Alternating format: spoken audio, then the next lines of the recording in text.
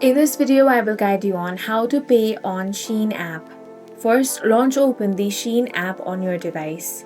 Now, log into your account. Then you want to tap on the Me icon at the bottom right corner of your screen. Once you get here, tap on the gear icon at the top right corner. Now find the option of My Payment option. Select that. Here, you can add a new card. For that, tap on Add a New Card option. Then go ahead and enter your card number here. Then enter your expiry date. For that, enter your CVV number. Now tap on the Confirm option at the bottom of your screen. After verification, your new payment option will be added.